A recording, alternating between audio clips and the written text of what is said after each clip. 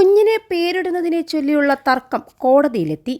ഒടുവിൽ കോടതി മറ്റൊരു പേരിട്ടതോടെ വിവാഹമോചനത്തിന്റെ വക്കോളമെത്തിയ ദമ്പതികൾ ഒന്നിക്കുകയും ചെയ്തു.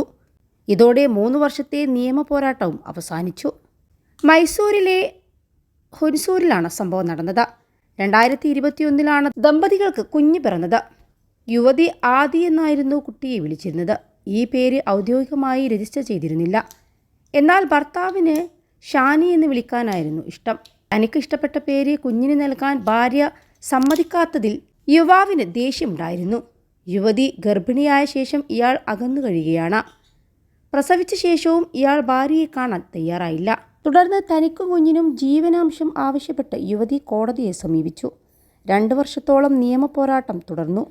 ഒടുവിൽ കോടതി തന്നെ ഒരു പേര് നിർദ്ദേശിച്ചു.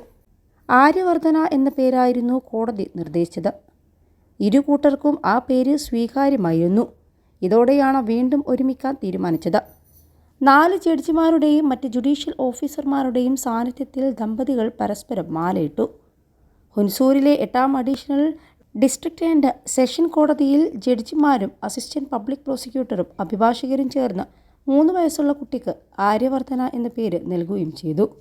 21 ലക്ഷത്തോളം സന്തുഷ്ടരായ ഉപഭോക്താക്കളും 2 ലക്ഷത്തോളം തിമിര ശസ്ത്രക്രിയകളും പൂർത്തിയാക്കിയ മലബാറിലെ ഏക കണ്ണാശുപത്രി Al Salama high hospital, hospital road, Perinthalmanna. അസാധാരണമായ ഒരു സംഭവവികാസത്തിൽ വിവാഹമോചനത്തിന്റെ വക്കിലുള്ള ഒരു ദമ്പതികളാണ് മൈസൂരു കോടതിയിൽ അനുരഞ്ജനവും പുനർവിവാഹവും കണ്ടെത്തി അവരുടെ കുട്ടിയുടെ പേരിനെ ചൊല്ലിയുള്ള തർക്കത്തിന് നന്ദി അറിയിച്ചത്. 3 വർഷമായി ഇഴഞ്ഞു നീങ്ങിയ കേസ് 4 ജഡ്ജിമാരുടെയും ജുഡീഷ്യൽ ഓഫീസർമാരുടെയും കൂട്ടായ പരിശ്രമത്തിലൂടെയാണ് പരിഹരിച്ചത്. അവർ പേരിടൽ തർക്കം പരിഹരിക്കൽ മാത്രമല്ല ചെയ്തത്, ദമ്പതികളെ വീണ്ടും ഒന്നിപ്പിക്കാനും സഹായിച്ചു. വിവാഹമോചന കേസുകൾ കോടതിയിൽ സ്ഥിരം സംഭവങ്ങളാണ്. എന്നാൽ ഹുൻസൂരിലെ ജില്ലാ ആൻഡ് സെഷൻ കോടതിയിൽ കേൾക്കുന്ന ഈ പ്രത്യേക കേസ് അപ്രതീക്ഷിതവും ഹൃദയസ്പർശിയായ വഴിത്തിരിവായി മാറുകയും ചെയ്തു. 2021 മകൻ ജനിച്ചതു മുതൽ ദമ്പതികൾക്ക് അവരുടെ മകന്റെ പേര് അംഗീകരിക്കാൻ കഴിഞ്ഞില്ല. ഇതാണ് പ്രശ്നത്തിലേക്കും തർക്കത്തിലേക്കും വേർപിരിയലിലേക്കും എത്തിയത്. എന്നാൽ 3 വർഷത്തോളം നീണ്ട തർക്കത്തിന് ശാശ്വത പരിഹാരമാണ് കോടതിയിലൂടെ ഉണ്ടായത്.